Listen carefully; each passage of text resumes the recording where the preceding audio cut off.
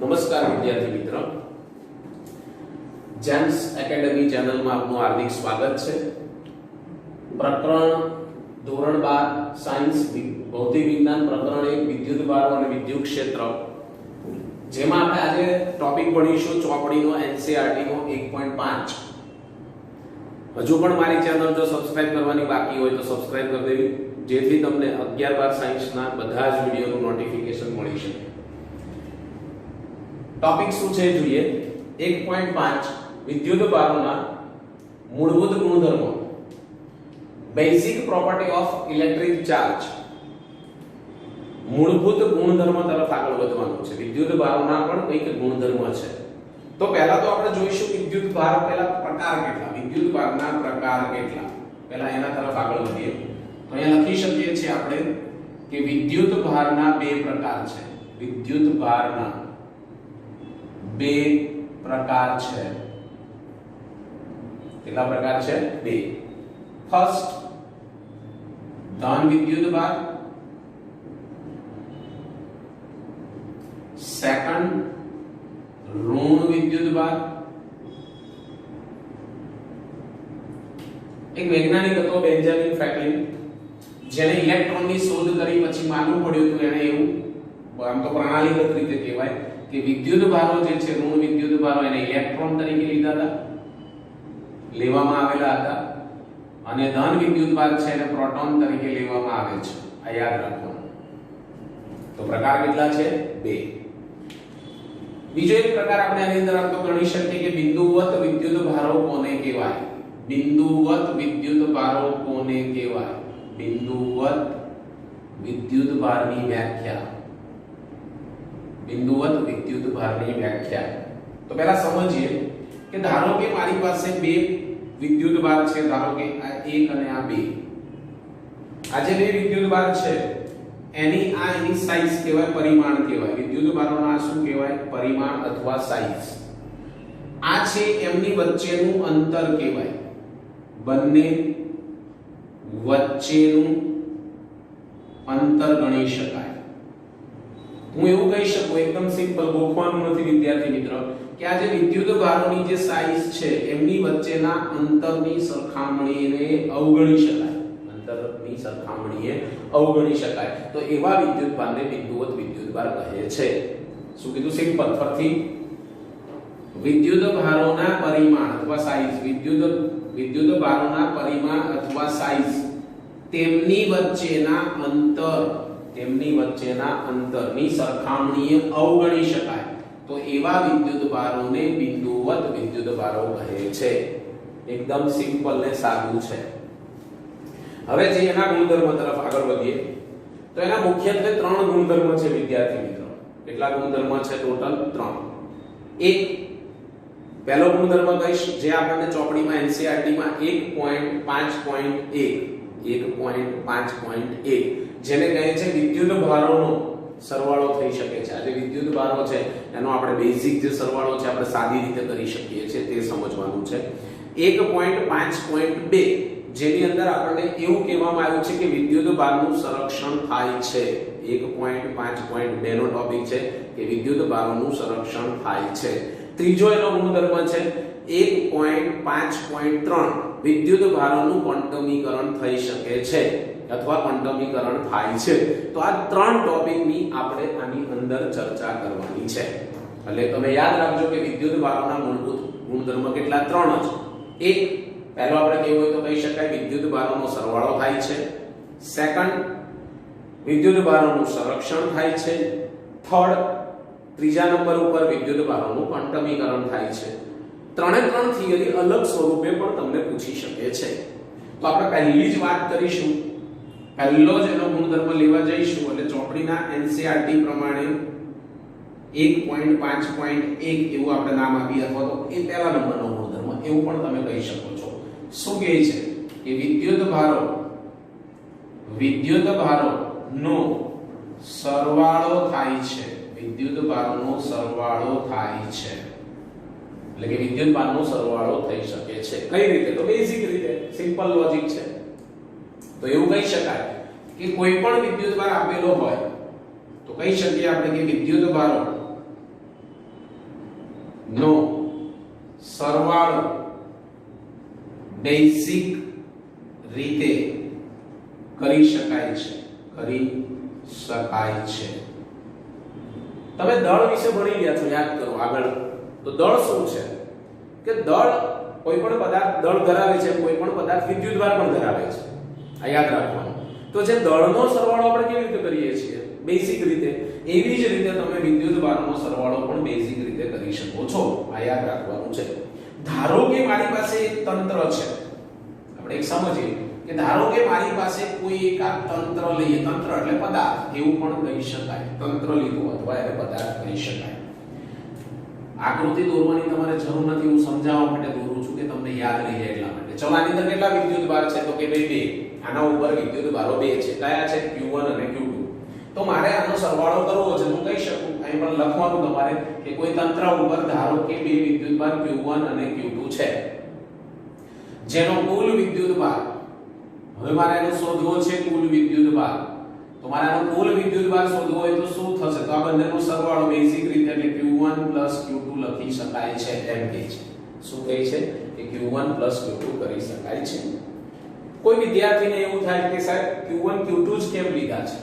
તો હું ધારો કે બીજું તંત્ર લઉં છું, ગમે તે આકારનું તંત્ર તમે લઈ શકો છો. આ એક બીજું તંત્ર છે. આ તંત્રની અંદર ધારો કે આ તંત્રમાં ધારો કે વિદ્યુતભારો Q1 Q2 up to Qn છે. કેટલા આપેલા છે? ટોટલ n સુધી. ચલો હવે આનો મારે કુલ વિદ્યુતભાર લખવો હશે તો શું લખીશ? તો આનો કુલ વિદ્યુતભાર શું થાય? તો આના માટે કુલ વિદ્યુતભાર તમને ખ્યાલ આવી ગયો કે બધાનો જેમ ઉપર 2 હોય તો 2 નો સરવાળો કર્યો, એવી રીતે જેટલા પણ આવે છે એનો આપણે સરવાળો સરળતાથી કરી શકીએ છીએ. એટલે Q1 Q2 up to Qn. એટલે આપણી પાસે ટોટલ કેટલા છે? n. તો બધાનો સરવાળો આ રીતે લખી શકાય છે. કુલ વિદ્યુતભારને તમે કેપિટલ Q કહો તો પણ ચાલે, સ્મોલ q તો પણ કહી શકો છો તમે. આગળ વધી હવે આપણે કોઈ મૂલ્ય લઈ સમજીએ. આપણે કોઈ મૂલ્ય લઈ સમજીએ કે ધારો કે કોઈ તંત્ર પર રહેલા વિદ્યુતભારો ધારો કે +1 છે, બીજો વિદ્યુતભાર છે +2 છે, ત્રીજો વિદ્યુતભાર -3 છે, ચોથો વિદ્યુતભાર +4 છે, આના પછી છે ધારો કે -5 છે. કેટલા છે ટોટલ? -5. બસ એટલે આપણે ગમે તે લઈએ, તમને ઈચ્છા પડે મૂલ્ય લઈ શકો છો. ચલો પછી આનો હવે કુલ વિદ્યુતભાર તરફ આપણે આગળ વધીએ તો શું થશે? તો આમાં કુલ વિદ્યુતભાર શોધી શકાય છે, તમને ખ્યાલ છે. તો કુલ વિદ્યુતભાર શોધવા માટે આપણે શું કરીશું? તો સરવાળો કરી દઈશું, એટલે કે +1 +2 -3 +4 માઈનસ, જ્યાં માઈનસ હોય માઈનસ જ રહેવાનું, પ્લસ માઈનસ માઈનસ થઈ જશે. જે પ્લસ છે એનો સરવાળો પહેલા કરો, એટલે +1 +2 અને +4 કેટલા થશે? 7, એટલે કે 7. માઈનસ માઈનસ પ્લસ 3 ને 5 કેટલા થશે? 8. બાદબાકી કરીશ તો શું મળશે? -1. મૂલ્ય ગમે તે લઈ શકો છો, મેં મારી રીતે ચોપડી પ્રમાણે કદાચ બંધ થવા હોઈ શકે, તમારે કંઈ પણ મૂલ્ય લઈ શકાય છે. આગળ વધીશું. આના આધારે તમને એવું કહેવા માંગે છે, હજી આની અંદર આ તો આપણે સરવાળો સમજાવી દીધો, પણ હજી એવું કહી શકાય કે જેમ દળ કેવી રાશિ છે, દળ કેવી રાશિ છે તો કે ભાઈ અદિશ રાશિ છે. અદિશ એટલે જેને દિશા ન હોય, તમે આગળ ભણી ચૂક્યા છો 11મા ધોરણમાં. જેને દિશા નથી, જેને માત્ર મૂલ્ય છે, એને આપણે શું કહીએ છીએ? અદિશ રાશિ. એવી જ રીતે હું કહી શકું છું કે વિદ્યુતભાર પણ કેવી રાશિ છે? તો અદિશ રાશિ છે. અદિશ એટલે એના ઉપર તીર મૂકવાનું નથી. કેવી રાશિ છે? અદિશ રાશિ. જેવી રીતે દળ છે એ મૂલ્ય ધરાવે છે, એટલે કે દળ મૂલ્ય ધારણ કરી શકે છે, કંઈ પણ મૂલ્ય 5 કિલોગ્રામ 10 કિલોગ્રામ, એવી જ રીતે વિદ્યુતભાર પણ મૂલ્ય ધરાવે છે. આ બધી સામ્યતા છે. પણ આની વચ્ચે તફાવત સરસ મજાનો છે. અહીંયા વિદ્યુતભારની આપણે વ્યાખ્યા આપી શકતા નથી, પ્રાયોગિક રીતે એની કોઈ વ્યાખ્યા છે નહીં. તો આપણે એમ કહી શકીએ કે આ જે દળ છે એ દળ હંમેશા ધન જ હોય છે. એનું મૂલ્ય હંમેશા ધન જ મળે, હંમેશા ધન હોય. જ્યારે હું તમને વિદ્યુતભારની વાત કરીશ તો જે વિદ્યુતભાર છે એ ધન પણ હોઈ શકે અને ઋણ પણ હોઈ શકે. શું કીધું મેં? ધન પણ હોઈ શકે અને ઋણ પણ હોઈ શકે. આ ખાસ નોંધ લેવી. આમ બી અહીંયા ખબર પડે છે વિદ્યુતભારના પ્રકાર કેટલા છે? બે, ધન વિદ્યુતભાર અને ઋણ વિદ્યુતભાર. તો એના આધારે હું કહી શકું વિદ્યુતભાર બે પ્રકારનો, અહીંયા પણ ધન કે ઋણ ગમે તે હોઈ શકે છે. માટે વિદ્યુતભારનું પરિણામી મૂલ્ય ઋણ આવી શકે છે, જ્યારે દળનું પરિણામી મૂલ્ય ઋણ આવી શકતું નથી. આ યાદ રાખવાનું. તો અહીંયા તમને તફાવત સ્વરૂપે પણ પૂછાય કે દળ અને વિદ્યુતભારનો તફાવત લખો. તો એક તફાવત મેં તમને કહી દીધું ધન અને ઋણ. પેલો હંમેશા ધન હોય છે, આ હંમેશા ઋણ હોય છે. પછી આ તો એની સામ્યતા થઈ ગઈ હોય કે બંને મૂલ્ય ધરાવે, બંને અદિશ રાશિ છે, એ તો આપણે સામ્યતા કહી શકીએ. બીજું, દળનો એકમ કિલોગ્રામ છે, જ્યારે વિદ્યુતભારનો એકમ કુલમ છે. એટલે આવી રીતે તમે કોઈ પણ એના તફાવત લખી શકો છો. દળ તમે 11મા ધોરણમાં ભણી ચૂક્યા છો અને વિદ્યુતભાર તમે હાલ ભણી રહ્યા છો, તો એ બંને વચ્ચેના તફાવત સ્વરૂપે પણ તમે સમજી શકો છો વિદ્યાર્થી મિત્રો. આગળ વધીશું. આની અંદર આપણને શું કહે છે? તો અહીંયા તો આપણે સરવાળો પૂરો થઈ ગયો. હવે આપણી પાસે સેકન્ડ ટોપિક શું છે? મેં તમને વાત કરી એ પ્રમાણે કે સેકન્ડ ટોપિકમાં આપણે વિદ્યુતભારનું સંરક્ષણ સમજવાનું છે. જોઈએ વિદ્યુતભારનું સંરક્ષણ શું આવે છે. એટલે અહીંયા આપણે 2 નંબરનો એનો ગુણધર્મ લઈશું.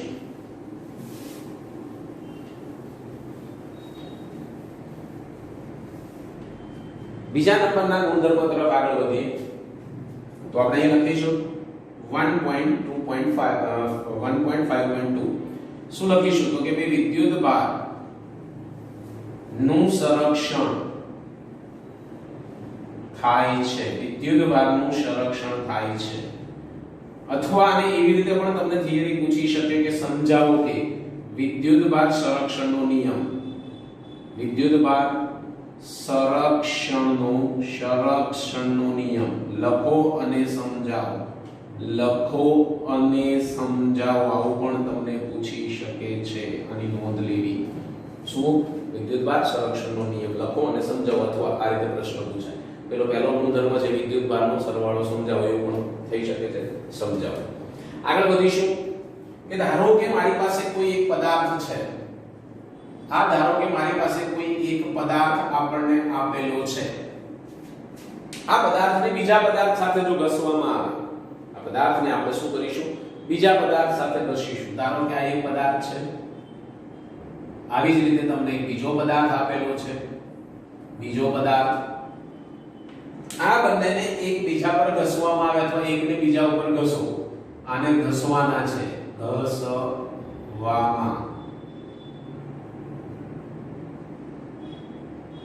ઘસવામાં આવે તો શું થાય? તો જ્યારે તમે કોઈ એક પદાર્થ ઉપર બીજો પદાર્થ ઘસો છો ત્યારે એવું થશે કે એક પદાર્થ પરથી, ધારો કે તમે આને આના ઉપર ઘસો છો, એટલે કે બીજાને પહેલા ઉપર ઘસો છો, તો પહેલા પરથી ઇલેક્ટ્રોન બીજા પદાર્થ ઉપર જાય છે. શું થાય છે?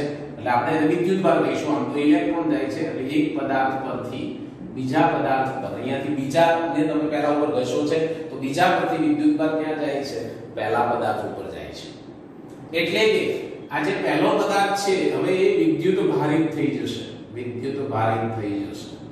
પરંતુ આ પ્રક્રિયામાં નવો કોઈ વિદ્યુતભાર ઉદ્ભવતો નથી, નવો વિદ્યુતભાર ઉદ્ભવતો નથી, નવો વિદ્યુતભાર ઉત્પન્ન થતો નથી, નવો વિદ્યુતભાર ઉત્પન્ન થતો નથી, કે તેનો નાશ થતો નથી, કે તેનો નાશ થતો નથી. આ ખાસ નોંધ લેવી. માત્ર એક પદાર્થ પરથી બીજા પદાર્થ ઉપર જાય છે. આને વિદ્યુતભારના સંરક્ષણનો નિયમ પણ કહેવામાં આવે છે. શું કીધું? ફરી વખત, જ્યારે બીજા પદાર્થ, કોઈ એક પદાર્થને બીજા પદાર્થ પર ઘસવામાં આવે છે ત્યારે એક પદાર્થ પરથી વિદ્યુતભાર ક્યાં જાય છે? બીજા પદાર્થ ઉપર જાય છે, અને તેના પર કોઈ નવો વિદ્યુતભાર ઉત્પન્ન થતો નથી, અથવા અહીંથી ખાલી ટ્રાન્સફર થયો, એનું સ્થાનાંતર થયું, અને તે નાશ પામતો નથી કે સ્વયં ઉત્પન્ન થતો નથી. તમે લખી નાખ્યું ઉત્પન્ન થતો નથી, એમ પણ કહી શકાય કે સ્વયં ઉત્પન્ન થતો નથી. આ જે ઘટના બની એને આપણે વિદ્યુતભાર સંરક્ષણનો નિયમ કહીએ છીએ. આના પછી અંદર હજી આગળ વધીએ કે અલગ કરેલા તંત્રમાં કુલ વિદ્યુતભાર અચળ રહે છે. આવું પણ કહી શકાય. અલગ કરેલા તંત્રમાં કુલ વિદ્યુતભાર અચળ રહે છે. કેવો રહે છે? અચળ રહે છે. કઈ રીતે સમજી? ધારો કે તમારી પાસે કોઈ એક તંત્ર છે અહીંયા, આ અલગ કરેલું આપણે તંત્ર છે, અલગ કરેલા તંત્રનો મીનિંગ શું? અલગ કરેલ તંત્ર, આનો મીનિંગ શું? અલગ કરેલા તંત્રનો મીનિંગ એવો થાય છે કે જેટલો આના ઉપર ધન વિદ્યુતભાર હશે તેટલો જ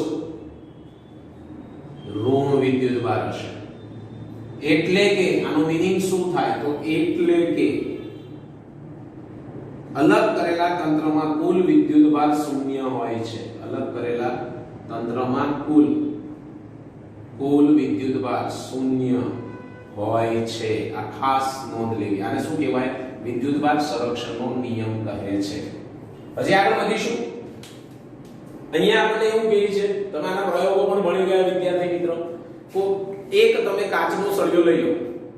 કાચના સળિયાને તમે રેશમ કે રૂ ઉપર ઘસવામાં આવે. મારી પાસે ધારો કે કાચનો સળિયો છે, રેશમ કે ઊન ઉપર ઘસ્યા પહેલા શું થયું હતું એ તમને ખબર છે? તો ઘસ્યા પહેલા આ કાચનો સળિયો ધારો કે ઋણ વિદ્યુતભારી છે. કાચનો સળિયો કેવો છે? અહીંયા આપણે લઈ લઈએ. કાચનો સળિયો છે, ધારો કાચનો સળિયો કેવો છે ભાઈ? પહેલા ઘસ્યા પહેલા ઋણ વિદ્યુતભારી છે. ધારો કે આ રેશમનું કપડું છે, રેશમ કે ઊનનું કપડું છે, તો આ ધન વિદ્યુતભારિત છે. ઓકે, તો આનું તમે કુલ કરશો. આ બંનેની પ્રક્રિયામાં શરૂઆતમાં ઘસ્યા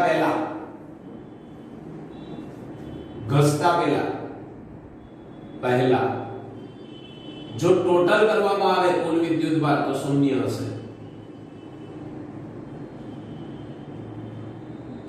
હવે તમે ઘસવાની પ્રક્રિયા કરી દો કે તમે ઘસી નાખો. ઘસ્યા ઘસતા પછી પણ કુલ વિદ્યુતભાર શૂન્ય હશે. આવું કેવું? સમજી. તમે આની ઉપર ઘસો એટલે શું થશે? આ ઋણ આના ઉપર ટ્રાન્સફર થઈ જશે, એટલે કે ઇલેક્ટ્રોન તેના પર ટ્રાન્સફર થશે, એટલે કે આ ઋણ બની જશે અને આ પોતે કેવો થઈ જશે? દાન કરે છે ઇલેક્ટ્રોન, એટલે પોતે ધન વિદ્યુતભારિત થઈ જાય છે. ટોટલ કરી દો આ બંનેમાં પણ વિદ્યુતભારનું મેં કીધું એમ જ તમને મળશે શૂન્ય. તો શરૂઆતમાં પણ શૂન્ય, અંતમાં પણ શૂન્ય. તો એને તો આપણે કીધું કે અલગ કરેલા તંત્રમાં કુલ વિદ્યુતભાર અચળ, એટલે આમાં પણ પહેલાય અચળ હતો, પછી પણ અચળ. તો આને તો કેવાય વિદ્યુતભારનું સંરક્ષણ થાય છે. આવા ઘણા બધા આપણી પાસે ઉદાહરણ છે વિદ્યાર્થી મિત્રો, એના દ્વારા તમે સમજી શકો છો. ઓકે, આગળ વધીએ કે કુદરતમાંથી આપણને ટોટલ 3 કણો મળે છે. કેટલા કણો મળે છે? કુલ કણો કેટલા મળે છે ખબર છે તમને? આપણને કુદરતમાંથી ટોટલ કણ કેટલા મળે? તો એક ન્યુટ્રોન, સેકન્ડ પ્રોટોન અને થર્ડ ઇલેક્ટ્રોન. જો તમને ન્યુટન છે, તમને બધાને ખબર છે કે આ વિદ્યુતભારની દ્રષ્ટિએ તટસ્થ છે, એટલે પોતે ધન પણ વિદ્યુતભાર નથી કે ઋણ પણ નથી. જ્યારે આ પ્રોટોન છે એને હમણાં જ શબ્દ આપીને શું લેવામાં આવે છે? ધન વિદ્યુતભારિત તરીકે. અને ઇલેક્ટ્રોનને શું લેવામાં આવે છે? ઋણ વિદ્યુતભાર તરીકે. માટે યાદ રાખો કે કુદરતમાંથી મળતા કણો ટોટલ 3 છે: ન્યુટ્રોન, પ્રોટોન અને ઇલેક્ટ્રોન. ન્યુટ્રોન છે વિદ્યુતભારની દ્રષ્ટિએ તટસ્થ છે, પ્રોટોન છે ધન વિદ્યુતભારિત છે અને ઇલેક્ટ્રોન છે ઋણ વિદ્યુતભારિત છે. તો આ ખાસ નોંધ લેવી વિદ્યાર્થી મિત્રો. તો આપણો બીજો ટોપિક પૂરો થયો. વિદ્યુતભારના મૂળભૂત ગુણધર્મોમાં ત્રીજો ગુણધર્મ, વિદ્યુતભારનું ક્વોન્ટમીકરણ થઈ શકે છે. જો કે આનું હજી સુધી સંતોષકારક કોઈ સમજાવી નથી શક્યું, પણ આપણે સમજીએ. પહેલો મેં તમને કીધો પ્રકાર કે સરવાળો વિદ્યુતભારનો થઈ શકે છે. એ પ્રશ્ન અલગ પૂછાઈ શકે. વિદ્યુતભારનું સંરક્ષણ થાય છે, અલગ પૂછી શકે. આ પણ અલગ પૂછી શકે. અને આમાં 2-3 પ્રશ્ન પૂછાશે. તમે સાંભળશો તમને ખ્યાલ આવશે કે કેવી રીતે અલગ અલગ પૂછાય છે. તો પહેલું આપણે સમજીએ કે વિદ્યુતભારનું ક્વોન્ટમીકરણ કોને કહેવાય. પહેલા તો એની વ્યાખ્યા જોવી પડે. તો બધા જ મુક્ત વિદ્યુતભારો E વડે દર્શાવતા વિદ્યુતભાર ના મૂળભૂત એકમ ના પૂર્ણાંક જેટલો જ હોય છે. એટલે આપણે કોઈ પણ મુક્ત થતો વિદ્યુતભાર છે ને આપણે E વડે દર્શાવીએ છીએ. પ્રોટોન હોય તો E+, ઇલેક્ટ્રોન હોય તો E-. હું આગળ સમજાવીશ તમને. અત્યારે તો આપણે આના ઉપર જઈએ. તો વ્યાખ્યા એવી લખી શકાય કે વિદ્યુત ભારના મૂળભૂત એકમના પૂર્ણ ગુણાંક જેટલો જ હોય છે. સૂત્ર સ્વરૂપે તમે લખો તો Q બરાબર હું લખી શકું સ્મોલ અથવા કેપિટલ જે ઈચ્છા પડે Ne, જ્યાં n ને આપણે શું કહીએ છીએ તો n કોઈ પણ ધન કે ઋણ પૂર્ણાંક છે. શું છે? ધન કે ઋણ પૂર્ણાંક હોઈ શકે. એટલે n નું મૂલ્ય ધન પણ હોઈ શકે અને ઋણ પણ હોઈ શકે. E ને આપણે શું કહીશું? મૂળભૂત વિદ્યુત ભાર. ઘણા લોકો આને પ્રાથમિક વિદ્યુત ભાર પણ કહે છે. શું કહે છે? પ્રાથમિક વિદ્યુત ભાર. આ યાદ રાખજો. શું કહે છે? પ્રાથમિક વિદ્યુત ભાર. સમજો હવે વ્યાખ્યા. આના પછી હું વ્યાખ્યા કહી દઈશ. આ તો ખાલી સિમ્પલ આપણે સમજ્યું કે આ છે વિદ્યુત ભાર છે, પણ આ કેવો છે? મૂળભૂત છે. આ છે એનો પૂર્ણ ગુણાંક છે.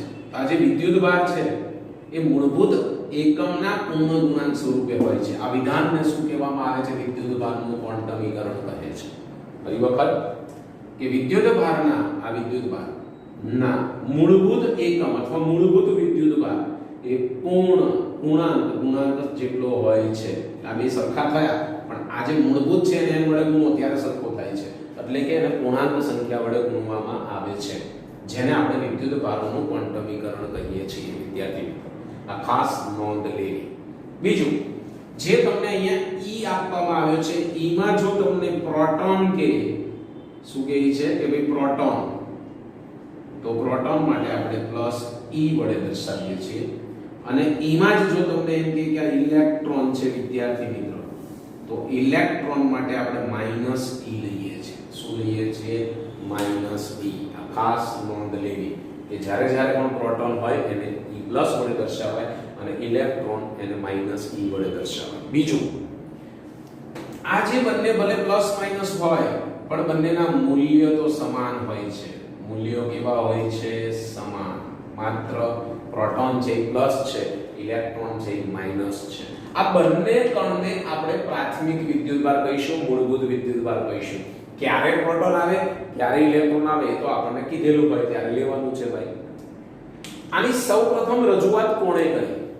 તો આની સૌપ્રથમ રજૂઆત આજે વિદ્યુતભારનું ક્વોન્ટમીકરણ છે એમાં સૌપ્રથમ રજૂઆત કોણે કરી? સૌપ્રથમ ઇંગ્લિશ પ્રયોગકર્તા એટલે જે પ્રયોગો કરતા હોય એ વૈજ્ઞાનિક છે અને ખૂબ જ જાણીતો વૈજ્ઞાનિક છે.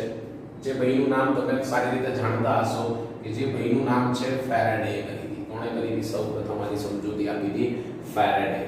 ફેરાડે શું કર્યું હતું ખબર છે? આ ફેરાડે કે વિદ્યુત વિભાજન ના નિયમો દ્વારા વિદ્યુતભારનું ક્વોન્ટમીકરણ સમજાવ્યું હતું. શું કર્યું હતું? ફરી વખત કે સૌપ્રથમ ઇંગ્લિશ પ્રયોગકર્તા ફેરાડે વિદ્યુત વિભાજનના નિયમ દ્વારા વિદ્યુત વિભાજન એટલે અલગ અલગ ટુકડા પાડવા, વિભાજનનો મીનિંગ આ થાય. તો આના દ્વારા એને શું કર્યું હતું? આની સમજૂતી આપેલી હતી. ત્યારબાદ ઈસવીસન 1912 માં મિલિક નામનો એક વૈજ્ઞાનિક હતો જેણે પ્રયોગ દ્વારા વિદ્યુતભારનું ક્વોન્ટમીકરણ કર્યું. પણ અહીંયા પણ પૂરું સંતોષકારક રીતે કોઈ માહિતી મળતી નથી. અહીંયા સુધી વિદ્યુતભારનું ક્વોન્ટમીકરણ લખવાનું. શું લખવાનું? વિદ્યુતભારનું ક્વોન્ટમીકરણ. આના પછીનો પ્રશ્ન તમને એવો પૂછી શકે કે ભાઈ વિદ્યુતભારનો એકમ લખો, વિદ્યુતભારના નાના એકમો લખો, જેના વિશે નોંધ લખો. એવું પણ પૂછી શકે વિદ્યુતભારનું મૂલ્ય પ્રાયોગિક રીતે કેટલું મળ્યું છે અને દાખલામાં કેટલું વાપરીએ છીએ એ પણ આપણે અહીંયા સમજવાનું છે. તો આ પ્રશ્ન અહીંયા પૂરો થઈ ગયો. આપણી ત્રણ સમજૂતી હતી જે ગુણધર્મ છે, એનો ખાલી ટાઇટલ પણ પૂછી શકે, અંદર ડિટેલમાં પણ પૂછી શકે. અહીંયા તમારે લખવાનું છે SI એકમ. તો એ લખીશું કે ભાઈ વિદ્યુતભાર વિશે નોંધ લખવાનું કે તો એની અંદર ઉમેરી દેવાનું વિદ્યુતભારનો SI એકમ. તો ભાઈ કુલમ્બ છે. શું છે ભાઈ? કુલમ્બ. જેની સંજ્ઞા શું છે? તો આની સંજ્ઞા આપણે C લઈએ છીએ, કેપિટલ C. શું લઈએ છીએ? કેપિટલ C, જેને SI પદ્ધતિમાં લેવામાં આવે છે. પદ્ધતિ વિશે તમે 11મા ધોરણમાં બીજા ચેપ્ટરમાં ભણી ચૂક્યા છો, તો એની વધારે આપણે ડિટેલમાં ચર્ચા નહીં કરીએ. એ આગળ આવી ગયું છે. આગળ જઈએ. હવે અહીંયા આપણે કુલમ્બની વાત કરી તો આપણને એમ પૂછે કે 1 કુલમ્બ કુલમ્બની વ્યાખ્યા લખો, એક કુલમ્બની વ્યાખ્યા લખો. શું પૂછાય કે ભાઈ એક કુલમ્બ વિશે નોંધ લખો. તો તમે આના પછીનું ત્રીજા ચેપ્ટરની અંદર પ્રવાહ વિદ્યુત ચેપ્ટર છે આપણું, જેની અંદર વિદ્યુત પ્રવાહ વિશેની એક વ્યાખ્યા છે. એનું સૂત્ર ઉપરથી તમને વધારે ખ્યાલ આવે. એનું સૂત્ર છે Q = IT. I એટલે વિદ્યુત પ્રવાહ કહેવાય. શું કહેવાય? વિદ્યુત પ્રવાહ. T એટલે સમય કહેવાય. તો હવે કાર્યક્રમ અહીંયા પૂરો થાય. આ રન કુલમ્બની વ્યાખ્યા આના ઉપરથી જ આવે, ગોખવાની નથી. તો લખવાનું કે જો કોઈ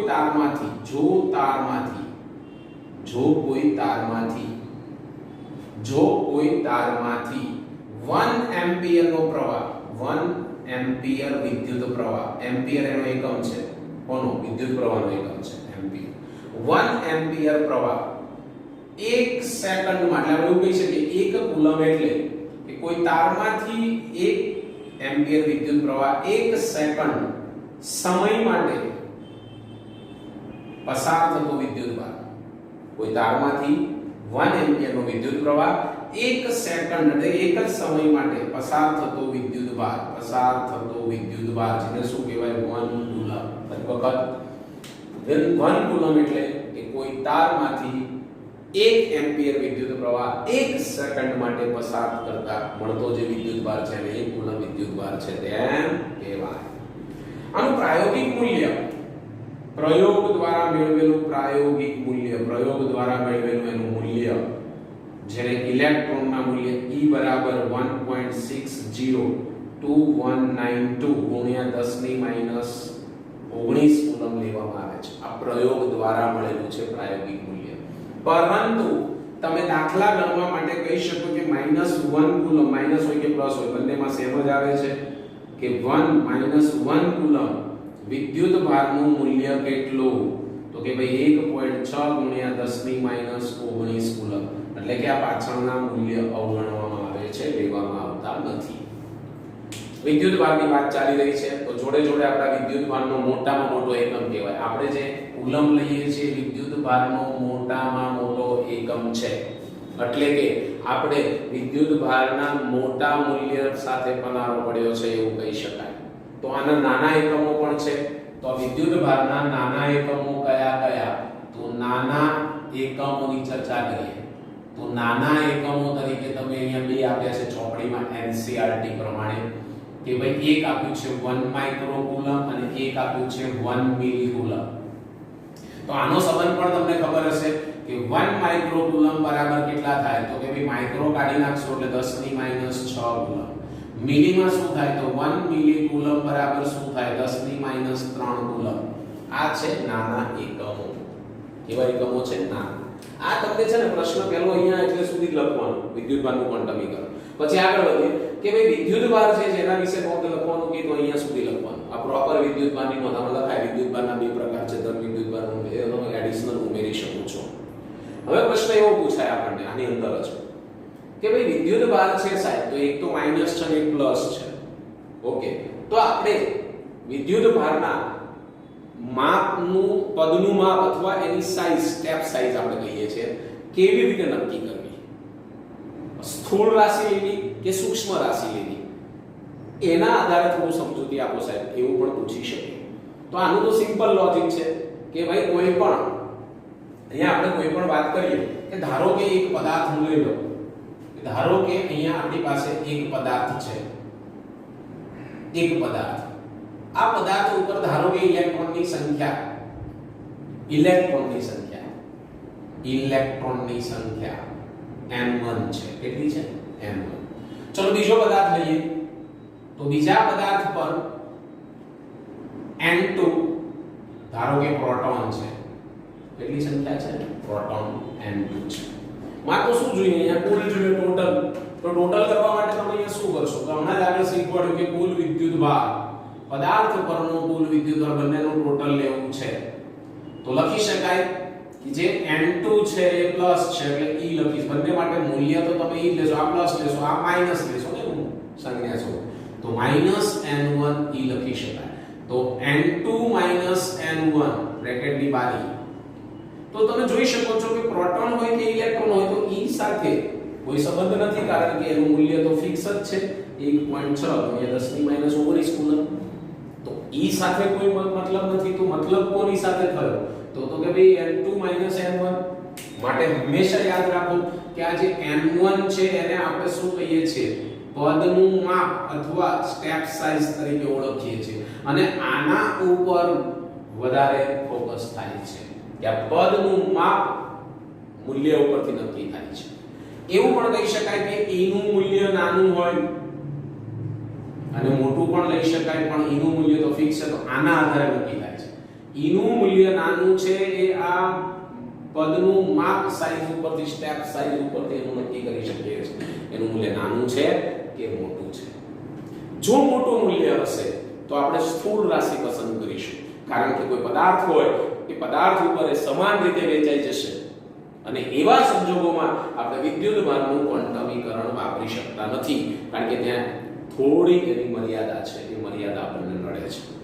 પરંતુ જો n2 n1 ઉપરથી e નું મૂલ્ય જો તમારી પાસે નાનું હોય, કુલમમાં નથી લેવાનું, કુલમ તો ખૂબ મોટું કહેવાય, માટે એ સ્થૂળ રાશિ તરીકે જતું રહેશે, અને નાનું મૂલ્ય હોય તો સૂક્ષ્મ રાશિ તરીકે આવશે. કોના માટે આવશે? સૂક્ષ્મ રાશિ તરીકે. માટે e નો વધારો કે ઘટાડો એ આ પદના માપ પર આધાર રાખે છે. કોના પર આધાર રાખે છે? e નો મૂલ્યનો વધારો કે ઘટાડો પદના માપના મૂલ્ય પર આધાર રાખે છે. માટે જ્યારે પણ તમને માઇક્રો કુલમમાં આપણી પાસે જે છે મિલી અને માઇક્રો, ત્યારે સૂક્ષ્મ રાશિ પસંદ કરવામાં આવે છે. કઈ રાશિ પસંદ કરવામાં આવે છે? સૂક્ષ્મ. અને જ્યારે કુલમનું મૂલ્ય મોટું હોય ત્યારે આપણે સ્થૂળ રાશિ લઈએ છીએ. માટે યાદ રાખવાનું, સ્થૂળ રાશિ માટે વિદ્યુતભારનું ક્વોન્ટમીકરણ સપોર્ટેડ નથી, જ્યારે પહેલામાં સપોર્ટેડ છે. બીજું એક વાત કે 1 માઇક્રો કુલમ વિદ્યુતભાર હોય તો એ ઇલેક્ટ્રોનના વિદ્યુતભાર કરતા કેટલા ગણો હોય? તો આ યાદ રાખવાનું, MCQ માં પૂછી શકે 10 ની 13 ગણો હોય. કેટલું હોય છે? 10 ની 13 ગણો. ફરી વખત 1 માઇક્રો કુલમ વિદ્યુતભાર એ ઇલેક્ટ્રોનના કરતા કેટલા ગણો મળે છે? 10 ની 13 ગણો. એટલે એ સ્થૂળ રાશિ થઈ ગઈ. તમને સિમ્પલ વસ્તુ સમજાવું કે અહીંયા આપણી પાસે આ ટપકા છે, આ ટપકા નજીક નજીક છે, તમે દૂરથી જોશો તો કેવું દેખાય? કે ભાઈ સળંગ દેખાય. તો જ્યારે સ્થૂળ રાશિ હોય ત્યારે આખા પદાર્થમાં સમાન રીતે વિતરિત થઈ જાય, પણ વિદ્યુતભારનું ક્વોન્ટમીકરણ અહીંયા અવગણી શકાય, કારણ કે દેખાતું નથી, આપણને વાપરી શકાતું નથી. પરંતુ જો કોઈ સળંગ, આ સળંગ દેખાય છે પણ નજીક આવશો તો કેવું દેખાશે? ટપકા સ્વરૂપે દેખાશે, એટલે સૂક્ષ્મ દેખાશે, અને સૂક્ષ્મ સંજોગોમાં આપણે વિદ્યુતભારનું ક્વોન્ટમીકરણ વાપરી શકીએ છીએ. હવે જે તમે 3 મુદ્દા બન્યા ને એમાં બીજો એક ટોપિક છે આપણી પાસે કે વિદ્યુતભારનું સંરક્ષણનો નિયમ. એમાં સ્વાધ્યાયમાં આના આધારે 2 દાખલા છે અને આના જ આધારે ઉદાહરણના 2 દાખલા છે. હવે આપણે એનો અભ્યાસ કરીશું. ઉદાહરણ 1.2 તરફ જઈએ. આપણે થોડીક થિયરી ભણ્યા છે, એના આધારના ઉદાહરણ આપણે સાથે ચલાવીશું તો તમને મજા આવશે. પહેલું ઉદાહરણ શું કહે છે? 1.2. 1.1 આની આગળની થિયરીમાં મેં તમને સમજાવી દીધું છે. એક પદાર્થમાંથી બીજા પદાર્થમાં દર સેકન્ડે 10⁹ ઇલેક્ટ્રોન જતા હોય તો બીજા પદાર્થ ઉપર કુલ 1 કુલમ વિદ્યુતભાર કેટલા સમયમાં આવતા કેટલો સમય લેશે એમ કહે છે. તો પહેલો ઉકેલ જોઈએ. ઉકેલ 1.2 પહેલા દાખલાની વાત કરી રહ્યા છીએ, એટલે 1.1 તો ચલાવ્યો, બીજો દાખલો છે. શું કહે છે? એક પદાર્થમાંથી બીજા પદાર્થમાં દર સેકન્ડે, ધારો કે તમારી પાસે કોઈ આવો એક પદાર્થ છે, એક આ બીજો પદાર્થ છે, તો અહીંથી અહીંયા દર સેકન્ડે એટલે કે 1 સેકન્ડે કેટલા ઇલેક્ટ્રોન જાય છે? 10⁹ ઇલેક્ટ્રોન આના ઉપર જાય છે. તો કુલ 1 કુલમ વિદ્યુતભાર તમારે કુલ ટોટલ આ પદાર્થ ઉપર, આ બીજા પદાર્થ ઉપર, આના ઉપર કુલ 1 કુલમ વિદ્યુતભાર માટે લાગતો સમય t શોધો. કે અહીંથી અહીંયા ટ્રાન્સફર થતા કેટલા ટ્રાન્સફર થવા જોઈએ? 1 કુલમ જેટલા ટ્રાન્સફર થવા જોઈએ. એના માટે કેટલો સમય લાગશે એવું કહે છે. ચલો, તો પહેલું તો તમારી પાસે એક સૂત્ર છે, વિદ્યુતભારના ક્વોન્ટમીકરણનું સૂત્ર શું છે? તો કુલ વિદ્યુતભાર, આના માટે કુલ વિદ્યુતભાર આપણે નથી કહી શકતા, પણ આપણે ખાલી એમનેમ લખી શકીએ વિદ્યુતભારના ક્વોન્ટમીકરણ અનુસાર પદાર્થ પર વિદ્યુતભારના સૂત્ર અનુસાર Q બરાબર NE. એટલું તો તમે ભણ્યા જશો. ઓકે, તમારી પાસે અહીંયા n આપેલો છે, કેટલો જોઈ શકો છો? તો માટે Q બરાબર 10⁹ ઓકે, ઇલેક્ટ્રોનનું મૂલ્ય મેં થિયરીમાં ભણાવ્યું 1.6 ગુણ્યા 10⁻19. આ 9 ઘાત છે, આ 19 ઘાત છે, માઇનસ 9માંથી 19માંથી 9 જશે ને મોટા નિશાન એટલે આવશે 1.6 ગુણ્યા 10⁻10 કુલમ. આટલો વિદ્યુતભાર 1 સેકન્ડમાં આટલો વિદ્યુતભાર અહીંયા ટ્રાન્સફર થયો, આટલા કુલમ 1 સેકન્ડમાં આટલું. મારે તો શું જોઈએ છે ભાઈ, 1 કુલમ માટે કેટલું, એટલે સ્ટેપ આપણે ગોઠવવું પડશે કે ભાઈ 1.6 ગુણ્યા 10⁻10 કુલમ વિદ્યુતભાર બીજા પદાર્થ પર, આપણને અહીંયા શું કીધું છે, બીજા પદાર્થ પર જતા લાગતો સમય કેટલો છે ભાઈ, 1 સેકન્ડ. આપણને કીધું છે 1 સેકન્ડ. તો હવે તમારી પાસે ટોટલ કેટલા કુલમ લેવાનો છે, તો કે સાહેબ 1 કુલમ અમારે તો જોઈએ છે. તો 1 કુલમ વિદ્યુતભાર બીજા પદાર્થ પર જતા લાગતો સમય t શોધો, ફાઇન. તો આ ક્રોસ ગુણાકાર થશે એટલે 1 એકાને 1 અને આ છેદમાં જશે એટલે તમને અહીંયા મળશે t બરાબર, અહીંયા આપણે લઈશું t બરાબર 1 છેદમાં 1 એકા 1, એ પરથી લખવાનું જરૂર નથી અને આ જશે છેદમાં એટલે કેટલા આવશે તો કે ભાઈ 1.6 ગુણ્યા 10⁻10 આ જશે છેદમાં. ઓકે, તો એ પદ આવી ગયા પછી એકને 1.6 વડે ડિવાઈડ કરશો તો તમારી પાસે મૂલ્ય આવશે 625 અને આ 10 ઘાત ઉપર જશે એટલે 10 થશે, 1 ઘાત બાજુમાં આપો એટલે 6.25 થશે ગુણ્યા 10⁹ સેકન્ડ. આટલો સમય થયો, આ સેકન્ડમાં આવ્યું. પણ મારે તો આને જોઈએ છે વર્ષમાં. તો 1 વર્ષની અંદર દિવસ કેટલા હોય, તો 1 વર્ષની અંદર દિવસ 365 હોય. કલાક કેટલો, એક દિવસમાં 24 અને સેકન્ડ કેટલી થાય 3600. માટે મેં એને ડિવાઈડ કરી દીધા. શેના વડે ડિવાઈડ કર્યા તમે જોઈ શકો છો. 365 એક વર્ષમાં દિવસ હોય, 24 કલાક એક દિવસમાં, એને ગુણવા પડે 3600, આને ડિવાઈડ કરી દો. ડિવાઈડ કરશો એટલે નિયર અબાઉટ આ જવાબ આવશે 198 વર્ષ, એટલે કે નિયર અબાઉટ 200 વર્ષ. તો શું કહે છે કે આ પદાર્થ ઉપરથી આ પદાર્થ ઉપર 1 કુલમનો વિદ્યુતભાર ટ્રાન્સફર કરવો હોય, કેટલો, ખાલી 1 જ કુલમનો વિદ્યુતભાર, તો કેટલો સમય લાગે, 200 વર્ષ. મેં તમને આગળ થિયરીમાં શું સમજાવ્યું હતું કે અહીંયા 1 કુલમ આપણા માટે ખૂબ મોટો છે વિદ્યુતભાર, એની સાથે આપણે પનારો પડ્યો છે એવું મેં કીધું. તો અહીંયા સૂક્ષ્મ વિદ્યુતભાર માટે માઇક્રો અને મિલી એટલે લેવામાં આવે છે કે આ સમયગાળો ઘટી જાય. પણ આપણને તો 1 કુલમ માટે શોધવાનું કીધું હતું, મેં શોધી બતાવ્યું.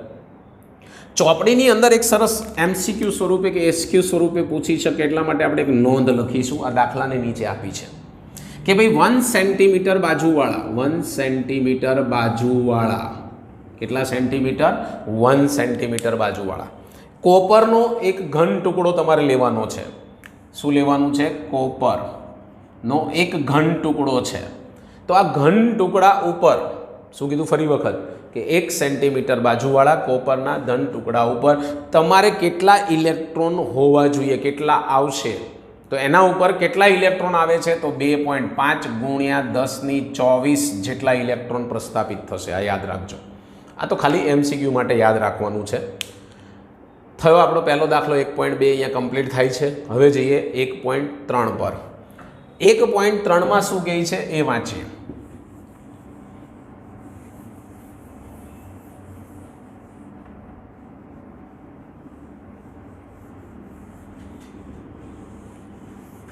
ચલો આગળ વધીએ. 1.3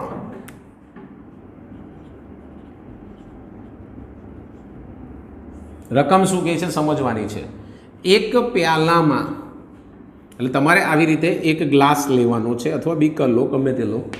પ્યાલામાં પાણીનું દળ 250, એટલે પાણી જે ભર્યું છે આ શું ભરવામાં આવ્યું છે કે ભાઈ પાણી. તો આ પાણી છે એ કેટલું લેવાનું છે, તો આનું દળ કેટલું છે, પાણીનું દળ 250 ગ્રામ.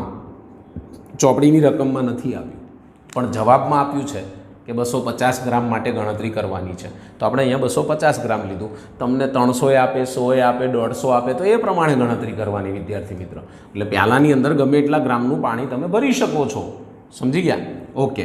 તો તેમાં કેટલા ધન અને કેટલા ઋણ હશે વિદ્યુતભાર? ધન અને ઋણ કેટલા? બંને સરખા જ હોય. જેટલા ધન હશે એટલા જ ઋણ હશે, કારણ કે પ્લસ માઇનસ થશે. તો સાબિત તો કરવું પડશે ને આપણે. તો પહેલાં તો તમને એ ખબર હોવી જોઈએ કે આ જે પાણી છે, તો પાણી એટલે અહીંયા તમે કહી શકો કે H2O, કેમેસ્ટ્રી લાગુ પડી ગયું ભાઈ. H2O સંજ્ઞા સ્વરૂપે લખ્યું પાણીને કેમેસ્ટ્રીની. તો પાણીનો અણુભાર કેટલો તમને બધાને ખબર છે? તો કે ભાઈ પાણીનો અણુભાર છે 18 ગ્રામ. કેટલો છે? આવડવો જોઈએ. આ ફિક્સ હોય, હા, આ બદલાય. 250ની જગ્યાએ 150, 300, 400 ગમે તે આપે, આપણે પાણી ભરી શકીએ છીએ. પણ આ તો ફિક્સ છે કે પાણીનો અણુભાર કેટલો છે? 18 ગ્રામ છે. કેટલો છે? 18 ગ્રામ. તો બસ એક સ્ટેપ મૂકી દઈએ એટલે આપણને આની અંદર અણુઓની સંખ્યા મળી જશે. શું શોધવું પડશે? કારણ કે તમને કીધું વિદ્યુતભારનું સૂત્ર મેં ક્વોન્ટમીકરણ અનુસાર શીખવાડી દીધું. ક્યુ બરાબર એની સિમ્પલ જ સૂત્ર છે, પણ એન તો આપણી પાસે હોવો જોઈએ. તો જે એન તરફ આગળ તો શું લખીશું કે 18 ગ્રામ પાણીનો અણુભાર 18 ગ્રામ છે.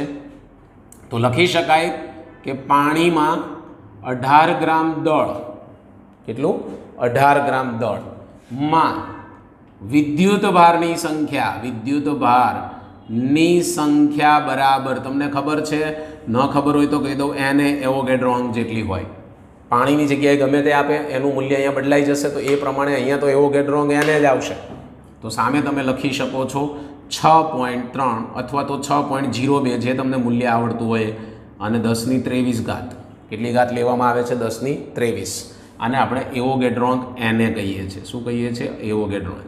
ઓકે, આપણે કેટલા માટે જોઈએ છે? 250. તો પાણીમાં 250 ગ્રામ આપણી પાસે જો પાણી હોય, એનું દળ હોય, તો વિદ્યુતભારની સંખ્યા એન કેટલી? તો શું કરીશું? ક્રોસ ગુણાકાર.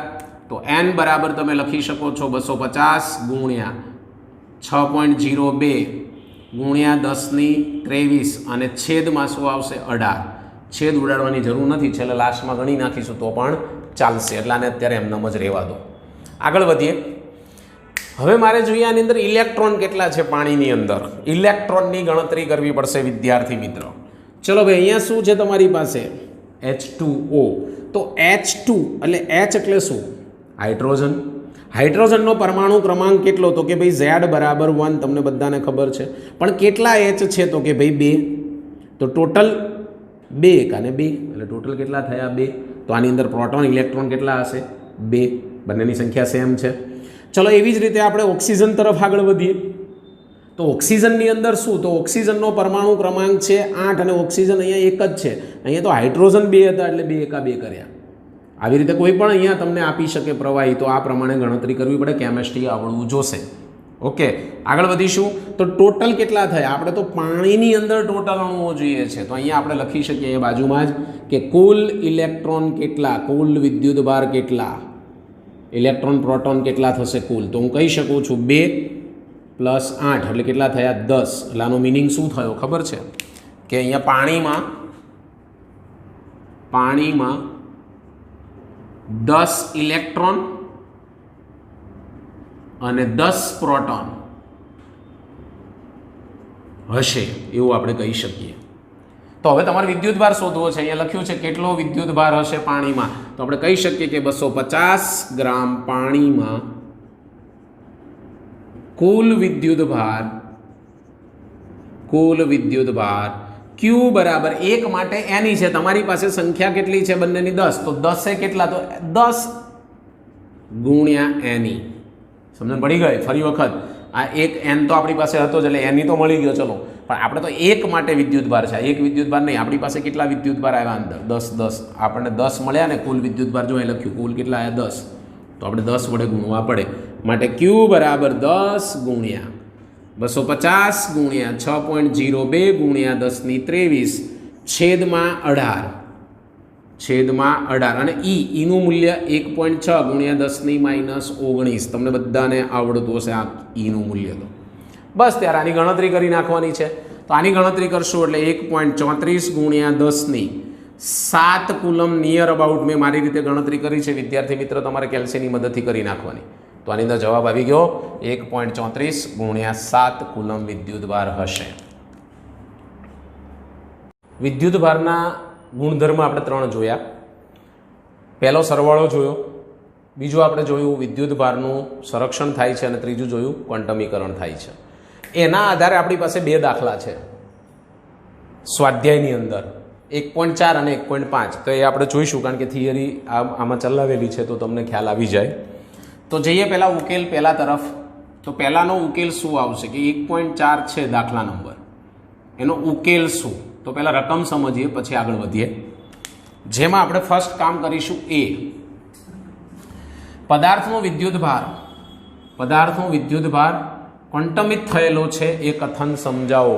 બસ પતી ગયું. વિદ્યુત ભારનું ક્વોન્ટમીકરણ તમને આવડે છે તો Q બરાબર તમે શું લખશો સૂત્ર Ne. એટલે આપણે એનું વ્યાખ્યા લખી નાખવાની કે કોઈ પણ વિદ્યુત ભાર પર કોઈ પણ પદાર્થ ઉપરનો વિદ્યુત ભાર એ તેના મૂળભૂત વિદ્યુત ભારના પૂર્ણ ગુણાંક સ્વરૂપે હોય છે. આ વિધાનને વિદ્યુત ભારનું ક્વોન્ટમીકરણ કહે છે.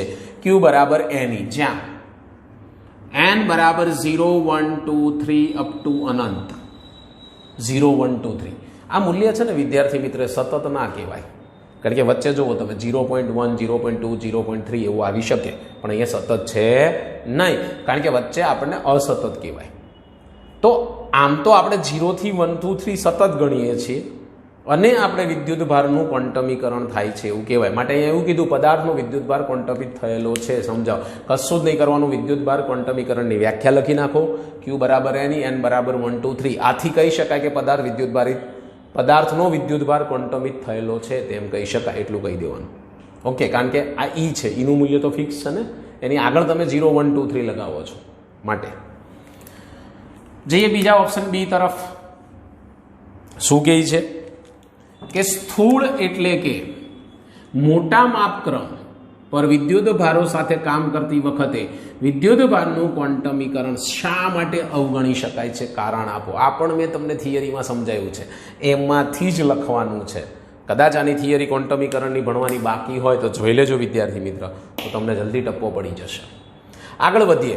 અહીંયા શું કીધું છે? મોટા માપક્રમ. તો મોટા માપક્રમમાં શું થાય? એટલે કે મોટા વિદ્યુત ભાર.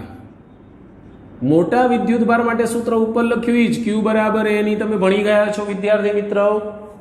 શું કીધું? Q બરાબર Ne. સ્મોલ લખો કે કેપિટલ લખો એની સાથે કોઈ નિસ્બત નથી. સમજો. તો Q બરાબર તમે અહીંયા Ne લીધું, એની સાથે આપણે કાર્ય કરીએ છીએ. જો આની સાથે કાર્ય કરતા હોઈએ તો આનું જે ક્વોન્ટમીકરણ છે એ આપણે અવગણી શકીએ, કારણ કે મોટા વિદ્યુત ભાર માટે. કારણ કે આનું મૂલ્ય તો 1.6 × 10⁻19 છે. આપણે આના માપક્રમ પર આગળ ચાલીએ છીએ. જો એનું મૂલ્ય મોટું હોય તો આવું થઈ શકે. પણ જો હું એમ કહું કે આ Eનું મૂલ્ય ઘણું નાનું છે, ઘણું નાનું લઉં, ચલો શું લીધું? Eનું મૂલ્ય ઘણું નાનું, તો સ્વાભાવિક છે n કેવો થશે? તો કે ભાઈ મોટો થશે. n કેવો થાય છે? મોટો. ફરીથી કહું છું, આ નાનો છે, n કેવો થશે? મોટો. માટે આપણે કહી શકીએ છીએ કે જો આ Qનું મૂલ્ય સતત હોય તો જ એનું ક્વોન્ટમીકરણ થાય. અસતત હોય તો થઈ શકતું નથી, આ યાદ રાખજો.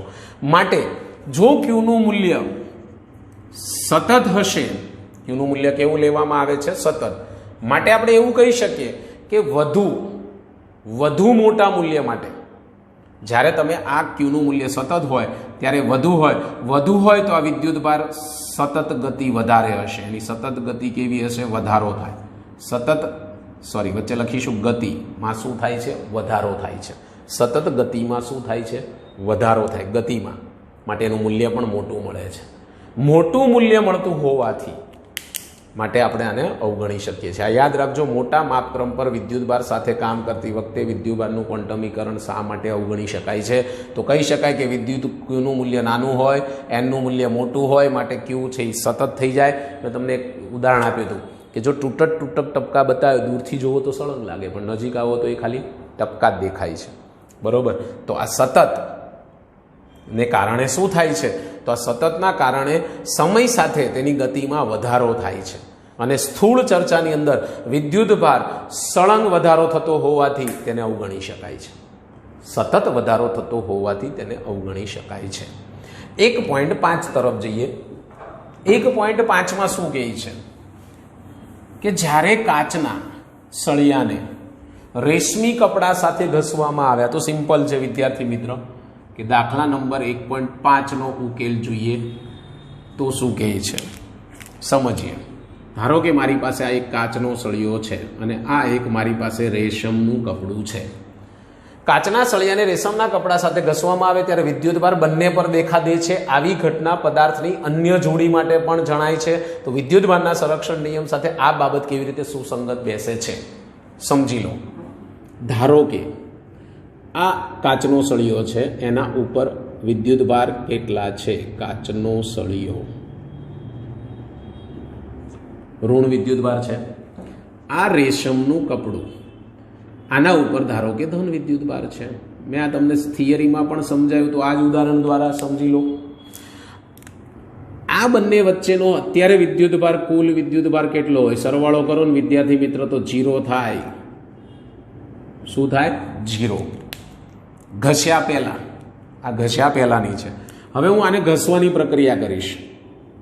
કોની સાથે તમે ઘસો છો? રેશમના કપડા સાથે ઘસો છો.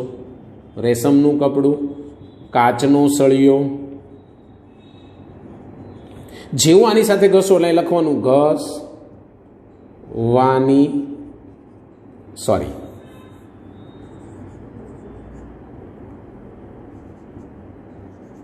ઘસવાની ક્રિયા પછીની આકૃતિ છે. ઘસવાની ક્રિયા પછી અહીંથી ઇલેક્ટ્રોન આ રેશમના કપડા પર ટ્રાન્સફર થશે એટલે રેશમનું કપડું ઋણ વિદ્યુતભારિત બની જાય છે વિદ્યાર્થી મિત્રો, અને પોતે ધન વિદ્યુતભારિત બને છે. તો આ ઘસવાની પ્રક્રિયા પછી શું થયો? તો પણ વિદ્યુતભાર, કુલ વિદ્યુતભાર 0 રહે છે. કેમ? જેટલા ઇલેક્ટ્રોન આમ ગયા હોય એટલો જ આ ધન બનશે, માટેનું ટોટલ કરશો એટલે 0 થશે. અહીંયા પહેલાં તો 0 હતું જ, કારણ કે એને અલગ કરેલું તંત્ર ગણવામાં આવે છે, માટે આવું થઈ શકે છે. માટે કહી શકાય કે આની સાથે સુસંગત બેસે છે. ઘણીવાર તમને અહીંયા પ્લાસ્ટિકનો સળિયો આપે, અહીંયા તમને કંઈક અલગ આપે. પ્લાસ્ટિકનો સળિયો આપે, અહીંયા આપે ધારો કે બિલાડીનું ચામડું, આપણે ભણી ગયા આગળ થિયરીમાં, તો એ પ્રમાણે પણ લખી શકાય. ત્યારે આ પ્લસ હશે, ત્યારે આ માઇનસ હશે, 0 થશે, અને પછી ઘસશો એટલે પાછો 0 જ થશે, એટલે એની સાથે પણ સુસંગત બેસે છે. માટે શરૂઆતમાં વિદ્યુતભાર 0 હોવો જોઈએ, અને ઘસ્યા પછી અથવા પ્રક્રિયા પછી પણ વિદ્યુતભાર કેવો હોવો જોઈએ? 0. બસ આ વિદ્યુતભાર સંરક્ષણનો નિયમ છે. તો અહીંયા આપણા 2 દાખલા